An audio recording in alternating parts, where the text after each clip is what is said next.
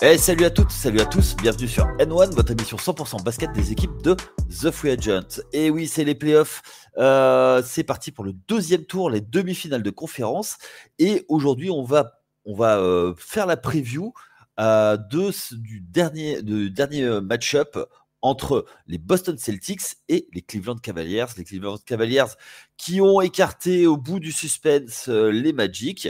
Et on va faire la preview ce soir, aujourd'hui, avec un petit nouveau. Vous l'avez déjà écouté sur une autre preview, c'est Tom. Salut Tom, comment ça va? Salut Yannick, salut tout le monde. Bah écoutez, ouais, ça va super. On a vécu un très joli match-set hier entre les Cavs et le Magic.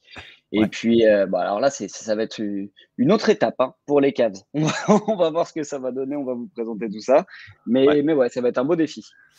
Ouais. Bon, on va parler de ce match 7 enfin, en préambule, puis après on Mhm. rentrera doucement dans cette confrontation. Mais avant tout ça, les rappels d'usage, n'hésitez pas à nous suivre. Il y a eu d'excellents retours sur le début de ces playoffs, sur nos previews, sur nos podcasts, sur le N1. Donc n'hésitez pas à aller sur les plateformes d'écoute, de nous noter, de nous mettre des 5 étoiles, de venir commenter. C'est toujours un plaisir d'avoir votre avis sur les séries, de venir nous suivre sur les réseaux sociaux, Facebook, Instagram, X. Qu'est-ce qu'il y a d'autre? On a le Discord. Ouais, le Discord. Venez discuter avec nous sur le Discord. D'ailleurs, c'est comme ça que tu nous as rejoint, hein, Tom. Exactement, exactement. Grâce à Donc c'est notre cool. ami Chris. Exactement, Chris, qui est un peu ton parrain, on va dire, C'est hein. ça, c'est ça, mon Bon. père spirituel. Ouais, on va dire le parrain parce que Allez, le parrain. tu sais, la mafia bretonne, faut faire attention. C'est ça, il faut se méfier. D'ailleurs, on salue Chris, Cédric et Axel. Euh, donc, voilà. Et puis, qu'est-ce qu'il y a d'autre? Il y a surtout l'appli TFA. Allez télécharger l'appli TFA. Il y a des articles t'écrits, notamment toi, C'est ça, Tom. Donc, c'est ça, c'est des ça. super articles. Et puis, pour suivre l'actualité des autres sports américains, il y a les playoffs NHL. Il y a la saison de MLB qui est partie. Et puis, enfin, la saison de NFL qui est en saison, on va dire off, mais qui va bientôt repartir, qui va repartir au mois de septembre. Mais soyez présents et puis de toute façon, on va suivre les Mousquetaires de Paris, l'équipe de football américain. Bon, Tom, on parlait en off de ce match, les Cleveland Cavaliers qui ont sorti les Magic. Les Magic qui ont fait une très bonne saison malgré tout, mais qui sur le dernier match ont pris un petit écart.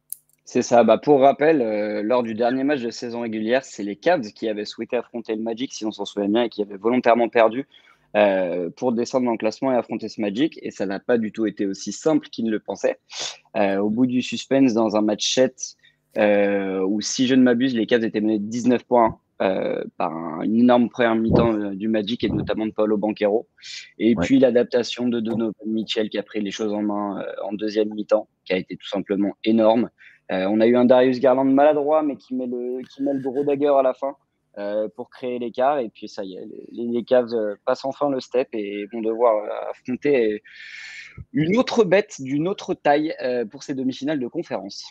Ouais, concrètement, déjà on peut saluer la belle saison du Magic parce que qui aurait annoncé que le Magic serait en playoff et terminerait cinquième de la saison régulière. Alors certes, il y a eu il y a des choses hein, qui expliquent Miami qui a pas été transcendant et également Philadelphie avec la blessure de Embiid qui a glissé. Mais on pensait qu'ils allaient jouer le play-in, puis finalement ils se qualifient pour les playoffs cinquième. Ils se font sortir, j'ai envie de dire, avec les honneurs. C'est Ouais. une série, aucun match gagné à l'extérieur, très compliqué. Donc on va voir ça, mon cher Tom. Puis on va, Ouais, carrément. et puis Carrément, carrément. on va parler des Cavs. D'ailleurs, commençons par eux. Les Cavs, Allez, c'est la première série qu'ils gagnent sans LeBron James. Ça faisait ça fait. 31 ans qu'ils n'avaient pas gagné une série sans LeBron James. Ouais, non, mais c'est clair, on a retrouvé C'était un pas petit né. peu. J'étais pas né, mais loin d'être né même, hein, j'étais loin d'être né. Non, non, on a retrouvé des caves sérieux à domicile, j'ai envie de dire, menés par un Donovan Mitchell qui lui aussi, ça faisait un moment qu'il n'avait pas passé un tour de playoff. que ce soit entre Utah et les Cavs. Donc ça a dû lui faire du bien. On l'a vu dans son discours d'après-match qu'il était satisfait. Bon, il voulait faire la fête, va falloir se calmer et commencer à préparer la série suivante. Mais non, on a retrouvé des Cavs sérieux, sans Jarrett Allen sur le dernier match, mais on a retrouvé un petit peu d'adresse du côté de Max Strus dans ce Game 7. Un Evan Mobley un peu plus dominant, du mieux par rapport à la saison régulière. Des ajustements, bon, on y reviendra peut-être de JB Bickerstaff, qui sont pas encore forcément hyper convaincants. Mais bon, cette équipe des Cavs qui passe un tour, menée par un énorme Mitchell à 27 points de moyenne sur la série. Donc ça fait quand même du bien pour les Cavs. Ça fait du bien pour les supporters de Cleveland. Ouais, complètement. Alors, juste une chose, est-ce que c'est vraiment une chance d'avoir passé ce tour? Parce que du coup, tu es obligé de conserver JB Bickerstaff? C'était, De toute- c'était, c'était quelque chose dont on avait parlé plus. C'est avec Axel. Mhm. Euh, Garder Bickerstaff, c'est un peu compliqué au coaching, quoi. C'est garder un caillou dans la chaussure. Mais de toute façon, c'était le pari de ces Cavs, hein, en voulant affronter le Magic, en perdant un petit peu de place au classement pour choisir, entre guillemets, cette match-up et cette partie de tableau. Oui. Les mecs voulaient passer un tour. Ils l'ont fait, ok, bravo. Je ne sais pas si quand on a dans son effectif de Donovan Mitchell en star, avec un effectif quand même bien plein, euh, ouais, c'est ça. Il y a de la star un petit peu partout. On a Garland, c'est quand même pas le dernier né. On a Mobley qui a montré de très belles choses.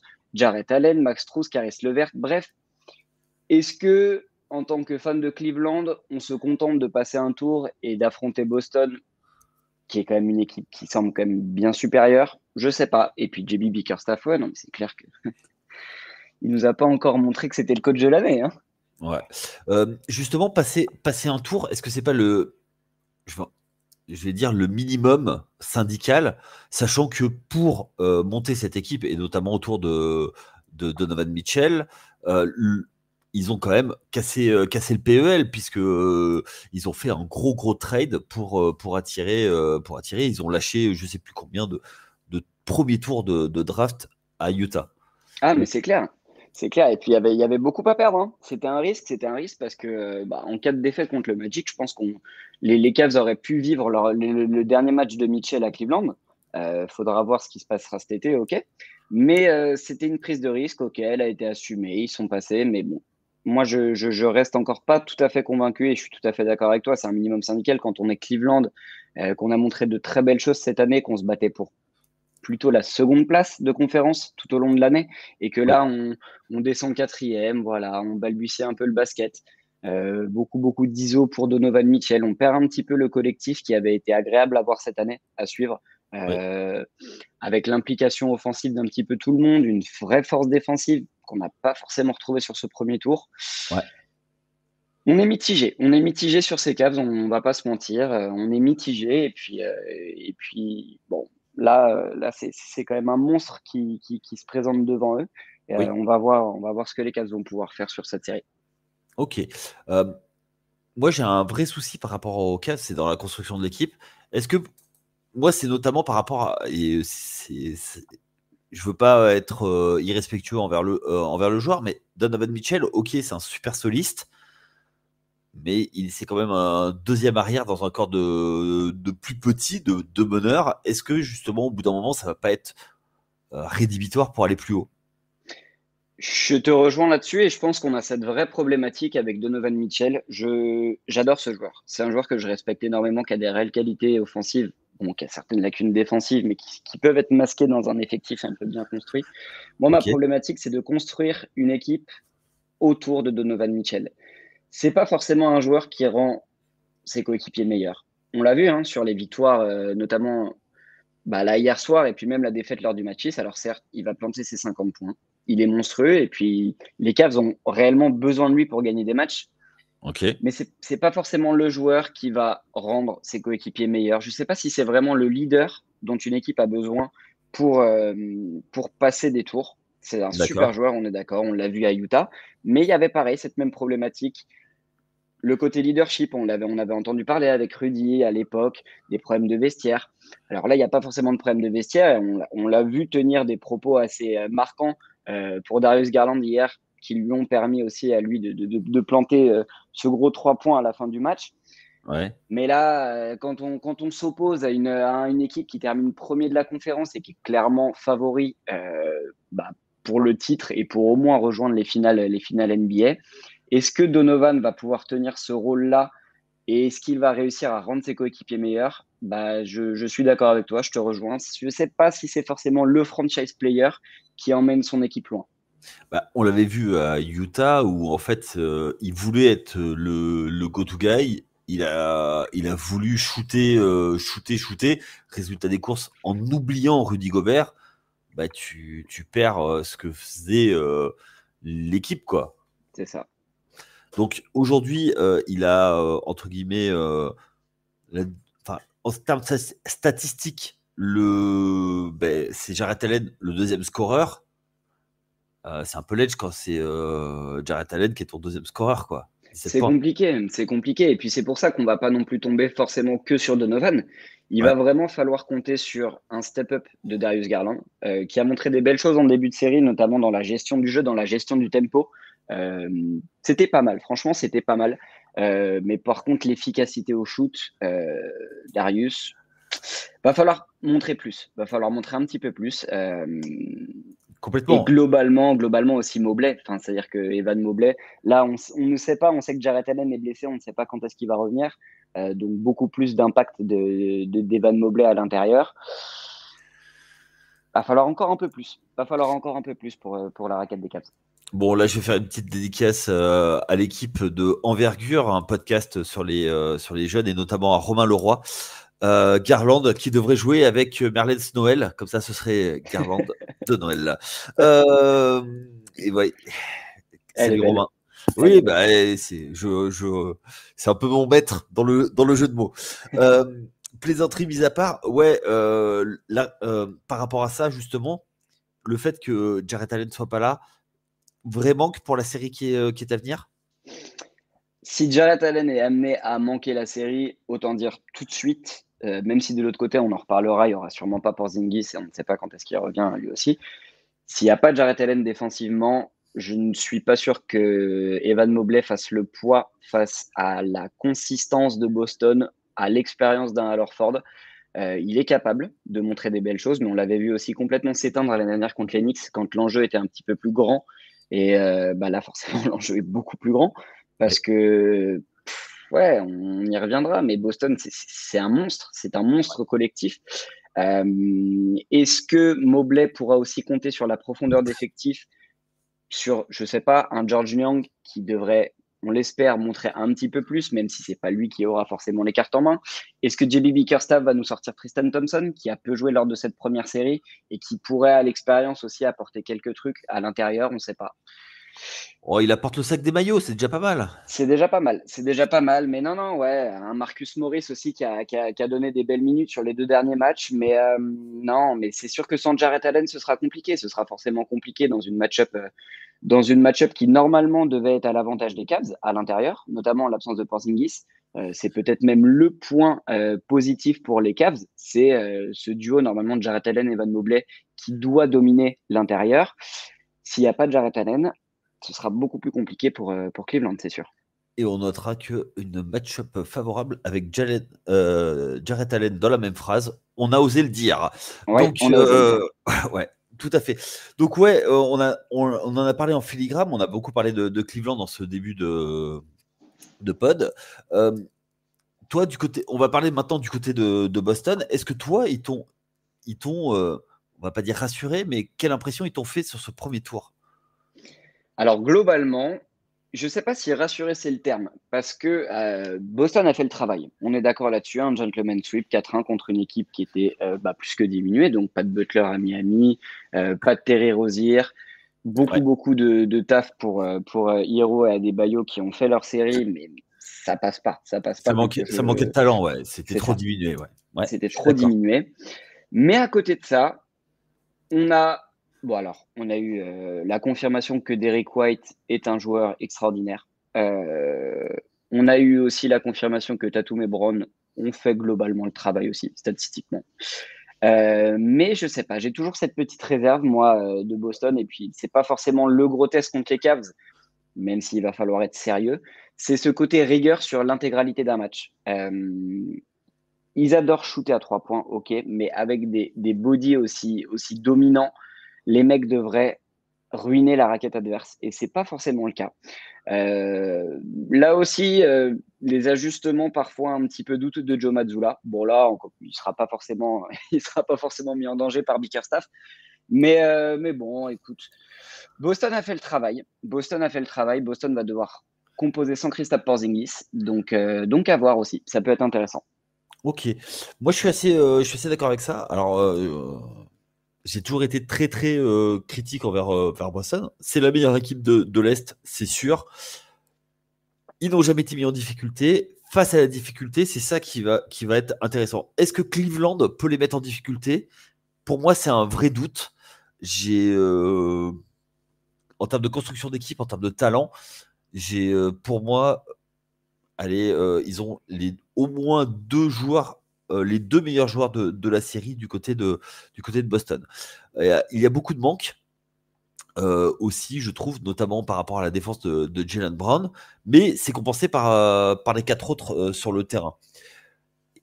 J'ai aussi l'impression que l'absence de Kristaps Porzingis sur la série va être, s'il est confirmé sur toute la série, va être extrêmement préjudiciable. Pas sur ce tour-là, mais sur les tours suivants, parce Ouais. que c'est une équipe qui, vu comment elle a roulé sur la NBA toute la saison, doit aller au minimum en finale NBA, voire plus, voire aller chercher le titre. C'est une équipe qui, moi, me met un peu mal à l'aise parce que j'ai l'impression que c'est vraiment un collectif de 4 plus Jason Tatum. Ouais. Il n'y a pas Et, forcément de leader, je suis d'accord avec toi. et en fait, j'ai l'impression que Jason Tatum est un soliste dans une équipe où le reste est huilé. Alors, ils ont, pour moi, le faiseur de champion, c'est-à-dire Jrue Holiday, qui est vraiment l'ajout principal pour moi. Et c'est maintenant qu'on va voir si le transfert pour Jrue Holiday est validé. Puisque on sait que quand il est arrivé du côté de Milwaukee, c'est lui qui a permis de faire monter le plancher. Ils ont cruisé sur toute la saison régulière. Ils ont eu un premier tour, tu l'as dit, face à des hits très diminués. Je suis pas sûr que l'adversité, qui même si elle est un peu plus haute, va être vraiment à la hauteur et va vraiment les challenger. J'ai toujours des doutes par rapport à cette équipe. Alors, est-ce qu'ils sont vraiment trop forts et ils éteignent les autres? Ou alors, ils sont forts, mais à défaut de concurrence. Tu vois, ça, c'est une des vraies questions que je me pose à l'heure actuelle, et j'ai envie de voir ça. Tu, et je vais même te dire un truc, même s'ils mettent un sweep à Cleveland, je ne serai toujours pas rassuré, parce que l'adversité fait que je me pose toujours des questions. Mais c'est assez rigolo parce qu'on le voit, c'est un petit peu l'unanimité. Bon, alors les fans de Boston ont souvent tendance à faire les gros yeux. Salut Mais, Cédric.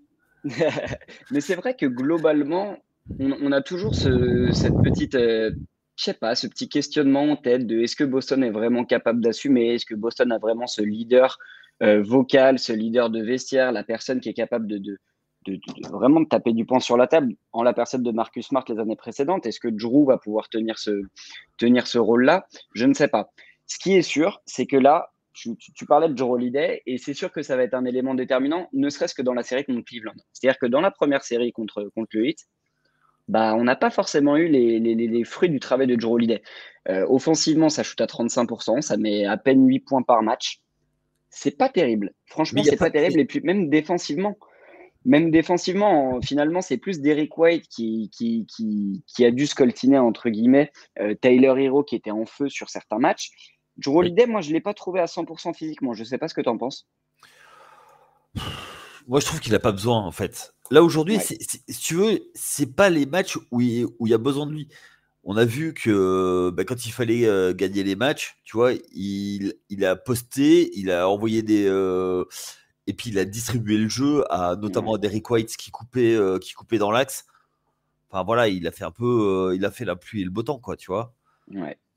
Ouais, non, c'est clair. Et puis Derek White qui shoot à 48% à 3 points, si lui garde ce niveau d'efficacité offensive et reste ce two-way player de la première série, je ne sais pas si vous connaissez Caris LeVert, mais on n'est pas sur le même niveau d'exigence des deux côtés. On n'est pas sur le même niveau de joueur. Allez, balle Ouais. perdue pour Caris, tiens, Ouais, crac. désolé, Caris. Mais non, oui, Derek White est tout simplement monstrueux, a fait une saison formidable. Ça peut être un élément. Moi, c'est mon facteur X côté Boston jusqu'à la fin des playoffs. Très honnêtement, c'est même le facteur X pour moi de ces playoffs pour Boston. Ok. S'il maintient ce niveau offensif, et puis c'est une sangsue défensivement. Il est long, il est physique, il peut switcher. Le mec va au contre. Il est fort. Derek White, c'est vraiment très très fort. C'est peut-être lui l'élément un petit peu qui peut faire passer Boston dans une autre dimension cette année-là. Ok, ça peut s'entendre. Moi, je reste persuadé que en fait, le vrai gars qui fait monter un step, c'est Jrue Holiday, quoi. Clairement, je reste persuadé parce qu'après, on va parler des deux J. Jason Tatum, voilà, il fait ce qu'il a à faire, même si il n'était pas le meilleur scoreur de cette première opposition. Jalen Brown, c'était le meilleur scoreur. Derek White en deuxième, ils étaient kiff-kiff. Enfin, ça se joue dans un bougeoir de poche. Ils sont quasiment tous les trois à Ouais, 22 22 points, points. 23 points. Voilà, ça roule pépère. Moi, je veux voir face à des joueurs qui vont vraiment, tu vois, les challenger. Donc, j'ai hâte de voir ça. Et après, savoir s'il va y avoir des ajustements face à eux. Comment Mazzulla va réagir face à des ajustements. Parce que notre ami Spoelstra, il a fait ce qu'il a pu. Il a fallu un match avec une adresse insolente pour qu'il soit battu. Moi, j'ai envie de les voir sur un match serré qui va se jouer à une possession. Et notamment, pour moi, une des choses, c'est quelle est la vraie hiérarchie de l'équipe. Parce qu'on sait Ouais. que Jalen Brown a tous les tickets shoot en début de match. Et après, à côté, Jason Tatum marque ses points petit à petit. Mais c'est surtout Jalen Brown en début de match, quoi. En fait, moi, c'est ça la problématique, c'est qu'on se pose encore cette question de quelle est la hiérarchie à Boston. C'est-à-dire que pour moi, ça devrait être établi. Jason Tatum est et doit être le meilleur joueur des Boston Celtics. Il ne doit pas y avoir de concurrence. Il peut en effet compter sur un Jalen Brown qui va devoir être beaucoup plus efficace à 3 points. Enfin, globalement, quand on regarde les deux G, ça ne shoot pas forcément très bien. Bon, après, c'est compliqué de les juger sur cette première série parce que, sans faire offense à Miami, ils jouent en marchant. Les deux jouent en marchant et ont pu tout à fait se reposer sur les apports de Derek White, sur les sorties de banc aussi, qui ont été importantes de Sam Hauser, qui a pas mal arrosé à 3 points.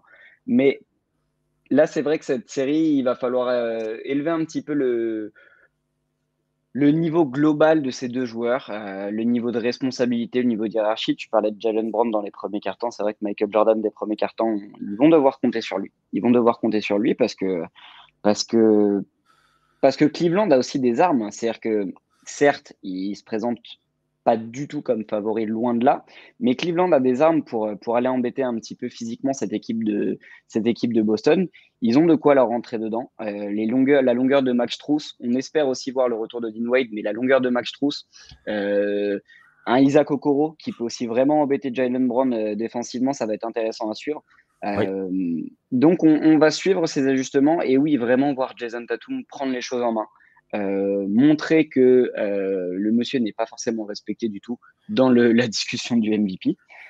Il est même disrespectful de façon assez impressionnante sur les débats des meilleurs joueurs à l'Est. C'est-à-dire que là, on voit pas mal de visuels sortir avec Brunson, avec des joueurs comme ça, et on ne parle même pratiquement plus du tout de Jason Tatum, alors qu'on oublie que c'est un très jeune joueur qui a encore toutes les cartes en main. Est-ce qu'il va réussir à tenir ce niveau d'exigence et est-ce qu'il va réussir à step up et devenir ce vrai leader qu'on attend de lui? On va voir. C'est déjà une belle première étape contre les Cavs, je trouve. Ouais, alors je pense que même s'il fait une grosse série, son cas ne sera toujours pas réévalué. il lui manque le statement move. Alors, ok, l'année dernière, il fait un match à 50 points en playoff en match 7 contre Philadelphie. Mais le choke, parce que c'est un vrai choke, ils se prennent, ils courent après la série, ils sont à 0-3 et ils perdent au 7e match. Quand il faut la gagner, tu vois. C'est-à-dire que quand ils sont dos au mur, qu'il n'y a plus d'espoir, ils jouent en desperado. Et quand la pression revient parce que tu dois gagner, ils sont plus là. Moi, c'est un vrai truc. Pour moi, c'est ça, en fait, l'aspect mental autour de Jason Tatum. En plus, il y a une chose dont on avait parlé avec Cédric, c'est peut-être en off, je sais plus, c'est que dès qu'il y a une grande gueule du côté de Boston, on le vire. Ça veut dire qu'on le trade. Tu vois, Marcus Smart, c'était le dernier à être un aboyeur de vestiaire. Ben, on le met dehors. Et on sait qu'en playoff, ben, des fois, il faut des aboyeurs, des joueurs qui vont au carton. Et tu vois, il y a un petit manque pour moi à partir de là. Tu vois. Ouais, je vais même plus loin. À la limite, on peut compenser un manque d'aboyeurs sur le terrain par un coach charismatique qui puisse vraiment mettre sa patte sur le collectif et qui puisse tenir ce rôle de leader vocal. Sans dénigrer Joe Mazzulla, je ne sais pas s'il a encore cette capacité et s'il l'a développée à vraiment s'ajuster et pousser un coup de gueule quand il faut. Alors, oui, je l'entends, mais ça, on le saura certainement plus tard. Ouais, Je sûrement. veux pas faire offense à Cleveland, mais c'est pas sur cette série qu'on va le voir. Parce que l'an passé, on a vu que Mazzulla avait des difficultés. On se rappelle que contre Atlanta, il tient pas son équipe et il fait un 4-2 au lieu de faire un 4-1, voire un 4-0. Il doit clore la série 4-1. Ben, ça finit en 4-2 Philadelphie de mémoire, c'est ça, hein, 4-2. C'est ça. 4-3 contre Philadelphie. 4-3, oui, 4-3, ouais. Oui, je l'ai dit en plus. Alors que normalement, au match 5, c'est plié. Mais il laisse passer. Et contre Miami, ils font un choke de l'espace, quoi. Ouais, non, mais oui. Là, de toute façon, ils vont être attendus. Hein. Il va être attendu, l'ami Joe, parce que sur une saison historique de Boston, on fait le taf contre Miami. Cette fois-ci, on ne se fait pas avoir, même malgré les absences. On en laisse un en route, ça peut arriver. Les mecs shootent à 123% en 3 points, ça peut le faire, ok. Là, Cleveland, je suis désolé, mais il faut aussi faire le boulot. Il faut laisser le moins de plumes possible, parce que quand on sait ce qui peut arriver de l'autre côté, que ce soit les Knicks ou Indiana, je pense que ça peut être aussi un défi aussi intéressant pour Joe Mazzulla. Et puis après, à l'Ouest, je sais pas, j'ai ce sentiment et j'attends ton avis. Ce sentiment que Joe Mazzulla a c'est un peu sa dernière chance cette année. Il est jeune, mais c'est sa dernière chance de montrer que c'est l'homme de la situation pour Boston. Oui et non. Alors, moi, je pense que vu qu'il a été mis par Brad Stevens et que Brad Stevens, c'est le monsieur nice guy, moi, en fait, le truc, c'est que je comprends pas pourquoi on laisse tous les pleins pouvoirs à Brad Stevens, donc qui était l'ancien coach, qui a échoué dans sa quête du titre. Il est arrivé de Butler avec une grosse hype. Il a toujours eu des équipes à disposition. Quand il a toujours eu des aménagements d'effectifs pour son style de jeu, il a voulu ce style de jeu, donc beaucoup de 3 points avec du positionless. Derrière, il met un coach qui fit avec son style de jeu. Donc il avait celui qui est parti à Boston, à Houston. Comment il s'appelle déjà? Oui. Bref, J'ai un trou de mémoire. Qui fait une très belle saison à Houston d'ailleurs. Ouais, tout à fait. Et qui, bon, pour une histoire Interne, interne, on va dire, mais Mazzulla qui est un pur produit du coaching staff de Brad Stevens. Au bout d'un moment, il va falloir qu'il soit comptable lui aussi du fait qu'il y ait des échecs à répétition, parce que depuis 2016, on va dire, ok, ça gagne, mais ça va pas au bout. Et tant qu'ils n'auront pas de titre, parce que c'est Boston. Boston se doit d'être, en fait, toute autre chose que champion NBA, c'est un échec. Et ils ont l'équipe pour. Donc, ils auront une fenêtre de tir qui est grande ouverte avec leurs 2 meilleurs joueurs qui sont loqués pour des années. Ils ont tout, ils ont l'effectif complet. Mais aujourd'hui, pour moi, il y a un vrai problème de coaching. Et que ça a toujours été à ce niveau-là. Donc, moi, j'attends de voir ce que ça va donner. Encore une fois, ça va pas être sur ce tour que ça va se jouer, ça va être sur les 2 prochains, s'il y en a. Là, l'objectif, c'est de passer et de laisser le moins de gomme possible, d'avoir des rotations les plus larges possibles, parce que le joueur qui a joué le plus, c'est Jason Tatum, il a joué 38 minutes. Quand tu vois que dans les d'autres séries, bah, ça joue 40, voire plus.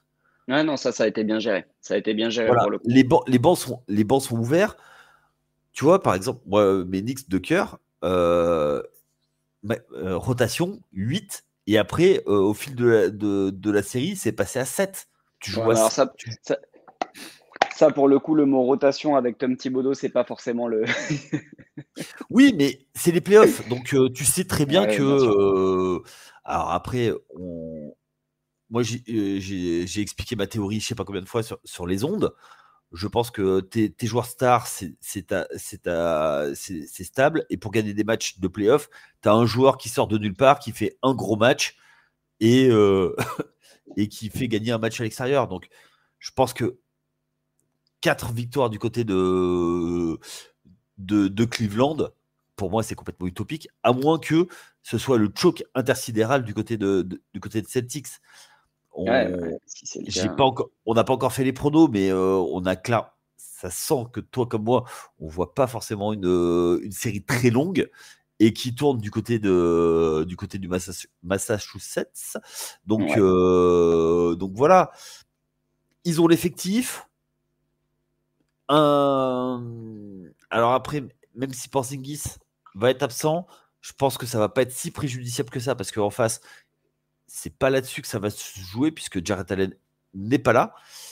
Mais et quand ton deuxième joueur c'est Jarrett Allen, c'est qu'il y a un problème dans ton effectif. Mais, Non, mais c'est sûr, mais hein. voilà.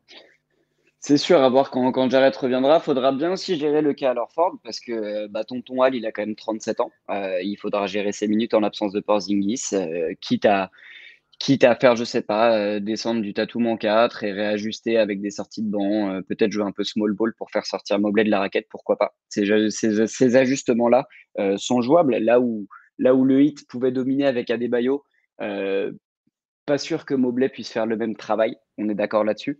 Petit point stat sur la saison régulière, ces deux équipes se sont affrontées 3 fois. 2 fois à Boston, Boston a gagné. Une fois à Cleveland, Cleveland a gagné d'1 point sur une fin de match qui a été assez serrée. Euh, mais en effet, moi je te rejoins. Je te rejoins. Je pense pas que ce soit une série forcément très serrée. On va pouvoir donner nos pronos dans quelques instants. Mais Boston, en tout cas, Boston doit faire le travail parce que si Boston ne fait pas le travail et ne remporte pas cette série, il faudra prendre le cas des Verts au sérieux cet été, hein. Ouais. Ça passera pas là. Moi, j'ai une question aussi d'ordre un peu plus tactique. Toi, euh, qu'est-ce qui est le plus favorable pour Cleveland pour gagner des matchs? Est-ce que c'est des scores hauts ou des scores ou limiter le nombre de possessions? Est-ce qu'il va falloir jouer open court ou baisser le nombre de possessions? Il faut surtout pas jouer sur le tempo de Boston qui aime mettre du rythme, shooter à 3 points. À partir du moment où ça va jouer à beaucoup de possessions, je pense que Boston va étrier Cleveland. Il faut plutôt garder ce côté un petit peu demi-terrain, même si c'est pas forcément une énorme force tactique. Donovan Mitchell est capable de mettre en place ce qu'il faut sur du demi-terrain. Si ça part sur du Ok. jeu de transition à haut pourcentage et avec énormément de possessions offensives, j'ai peur que Cleveland ne puisse pas du tout tenir le rythme. Ou alors, on est complètement étonné de l'adresse formidable d'un Darius Garland ou de Max Strus qui va shooter à 60% à 3 points et rentrer tout ce qu'il faut. Mais si Boston prend le contrôle et arrive à monter le tempo et à faire en sorte que les matchs dépassent les 110 points, je vois pas beaucoup d'espoir pour Cleveland à ce niveau-là. Ok, toi, tu penses que c'est 110 points la barre psychologique pour Cleveland. Ouais, Faut pas qu'ils maximum. encaissent. Ah ouais, non, pour moi, si Cleveland prend plus de 105-110 points, C'est victoire Boston. Je vois pas dans un match à haut scoring les Cavs aller chatouiller Boston.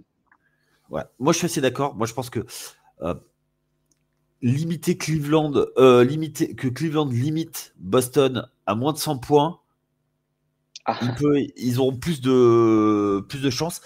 Et je dis pas que ça va être facile, mais casser le rythme, jouer des contre-attaques. Effectivement, s'il y a des contre-attaques, parce qu'il y a une grosse défense, elle est sous-cotée. J'ai l'impression la défense de Cleveland, mais je pense que la défense de Cleveland va avoir, va avoir un rôle, et notamment le repli défensif, à empêcher les contre-attaques, notamment de Jalen Brown, qui on sait est un joueur qui est très très fort pour jouer en open court, quoi. ouais, non, et puis globalement, comme tu le dis, en vrai, les Cavs ont de quoi envoyer en défense, hein. Euh, Isaac Okoro est tout à fait capable enfin, au-delà d'être capable, va avoir un rôle prépondérant défensivement. On sait que Max Strus est capable. En sortie de banc, s'il réintègre un Marcus Morris, ça peut embêter Tatum parce que ça va être physique, ça va mettre des coups, ça va mettre les coudes. Pareil, George Niang, Evan Mobley, c'est un bon protecteur d'arceau, c'est un mec qui est capable de switcher, d'être mobile. Euh, il va falloir de toute façon que Cleveland fasse la série parfaite, fasse les matchs parfaits, puisse limiter et pousser le plus possible Boston à shooter à 3 points en espérant, en croisant les doigts, un manque d'adresse du côté des Celtics. Et puis de l'autre côté, il va falloir que Boston, en fait, au-delà de l'aspect rentrer ses shoots, agresse l'arceau. Parce qu'à partir du moment où Mobley commence à prendre des fautes, bah là, il n'y a plus aucune option, en fait. Si Jarrett Allen n'est pas sur ses deux jambes et n'est pas à 100%, il n'y aura plus aucune option pour défendre à l'intérieur. Et ouais, ce sera compliqué. Donc, ouais, non, mais les Cavs sont capables d'embêter peut-être Boston sur un ou deux matchs à domicile et n'auront pas le choix. Ok, ok. Sachant que nos amis bostoniens, ils n'ont perdu que 4 matchs sur toute la saison régulière. C'est ça. Ils en ont perdu un Ouais. en playoff, mais voilà. Euh, Ok. Bah, on va passer au prono. allez, on y va. Allez, c'est toi qui te jettes le premier. Eh bien, contre toute attente, 4-1 Cleveland. Non, pardon, excusez-moi. Non, sans blague, moi, je vais suivre cette dynamique du gentleman sweep. Je pense que Boston va gagner 4-1. Et très honnêtement, c'est charitable de ma part parce que un sweep ne m'étonnerait pas non plus. Mais bon, allez, Cleveland est capable de prendre un match chez eux. Enfin, je l'espère pour eux. Je les vois pas aller battre Boston à domicile au TD Garden. Parce que là, comme on l'a bien expliqué, l'étau va se resserrer. Les Celtics ont besoin de marquer le coup. Quand on voit les équipes de l'Ouest montrer petit à petit et monter petit à petit en rythme, et quand on voit aussi de l'autre côté les Knicks, la série Knicks-Philly et puis Indiana qui a été capable de battre les Bucks, les Celtics ont besoin de montrer qui est le patron de cette conférence Est, ont besoin de tout de suite marquer le coup en prenant les deux premiers à domicile et en ne laissant aucun espoir à Cleveland. Et puis par la suite, j'ai pas l'impression que Cleveland, même s'ils peuvent aller en chercher un domicile, parce que dans l'Ohio, c'est cool. On a vu aussi une belle ambiance hier contre le Magic. Mais je vois pas plus. Je vois pas plus qu'un 4-1 pour Boston. Ok. Eh ben, moi, je serai encore moins généreux que toi. Moi, je vois le sweep. Je crois pas du tout dans cette équipe de Cleveland. Euh, Ils ont voulu avoir Orlando, ils ont fait exprès de perdre. C'est le retour de karma. Ils n'ont pas gagné de match à l'extérieur, ils n'en gagneront pas. Et à domicile, même s'ils ont gagné en saison régulière contre Boston, ne serait-ce que par amour du sport, je trouve qu'ils n'ont pas respecté la saison régulière. Et donc, rien que pour ça, je serais pour un sweep du côté de Boston. Et pourtant, Dieu sait que j'ai pas un grand amour pour Boston. Et surtout, je veux qu'ils arrivent sans rythme en finale de conf. Donc voilà. Euh, Oh, le fan des Knicks qui parle. non, si peu. Jamais. Juste une petite question. S'il y a sweep, est-ce que tu crois que JB Bickerstaff est sur la sellette? Ah bah c'est pas je crois, c'est je le souhaite pour Cleveland. Très honnêtement, je ne vois pas les Cavs repartir sur une année, encore une fois, avec JB Bickerstaff, c'est bon. C'est bon. Il a eu trop de chance. On lui a laissé beaucoup trop d'options. Il faut passer à autre chose. Et j'ai même peur, moi je prolonge ta question, au-delà de JB Bickerstaff, est-ce que Donovan Mitchell reste s'il y a Swift? Moi, je dis depuis le début que il s'en va et j'ai une destination en tête. Donc, moi, je le vois bien aller dans la chienlit de Brooklyn. Ouf, Ah, mais c'est pas cadeau pour lui ça. Hein. Ah non, non, mais c'est cadeau c'est pas cadeau pour aucun des deux, mais il veut il est originaire de New York, il rêve des Knicks, mais les Knicks il a pas, enfin, c'est pas qu'il a pas sa place, mais c'est qu'aujourd'hui, dans la construction de l'effectif, je les vois pas trader. Ils ont pas tradé pour lui à Utah. Quand il était à Utah, c'est pas pour le trader, c'est pas pour trader maintenant. Et que ce serait pas le joueur qui te ferait passer le niveau supérieur. Et surtout qu'avec Brunson, ils sont trop petits, ils manquent de taille pour les deux. Les deux ne sont pas compatibles. Ouais. Et voilà, donc moi, je vois bien vouloir partir, ou alors il repartirait sur la conférence Ouest, mais qui le voudrait? Une équipe qui veut jouer le titre, il n'y en aura pas qui le voudront. Il y a beaucoup de choses qui tournent autour de lui, et j'ai bien peur que Cleveland, même s'ils sont remis sur la carte en le prenant de Donovan Mitchell, ils ne l'ont pas. Ça va être un petit peu un boulet au pied quand même. Ouais, non, et puis plus globalement, il faudra vraiment faire un point. Bon, alors on se projette un petit peu, hein, mais il faudra vraiment faire un point du côté de Cleveland pour réajuster l'effectif. Est-ce qu'on repart sur une année supplémentaire avec Mobley Allen dans la raquette? Est-ce Oui, qu'on redonne une chance à Garland supplémentaire? Parce qu'il y a du potentiel, ça c'est sûr. Mais est-ce qu'on veut vraiment construire avec Garland à la main? Il y aura pas mal de questions, je pense, à Cleveland cet été, avec un cap space qui n'est pas foufou, hein, qui est même plutôt bien rempli. Donc non, je te rejoins. Il faudra se poser des questions dans le noyau. ouais, totalement. Donc, si vous êtes d'accord avec nous, ben, n'hésitez pas à venir en parler avec nous. Si vous n'êtes pas d'accord aussi, venez discuter sur le Discord avec Tom, avec moi, mais également avec tous les autres rédacteurs. N'oubliez pas il va y avoir une preview qui va sortir en l'écrit, donc allez sur le site. Et également, n'hésitez pas à aller suivre les épisodes traditionnels de N1 avec Chris et Cédric donc le mardi matin et Axel et moi le vendredi matin. Sur ce, bah écoute, je suis ravi d'avoir fait ce podcast avec toi et puis à tous, ainsi qu'à toi, mon cher Tom, un bon deuxième tour de playoff. Allez, ciao à tous. Allez, ciao, ciao.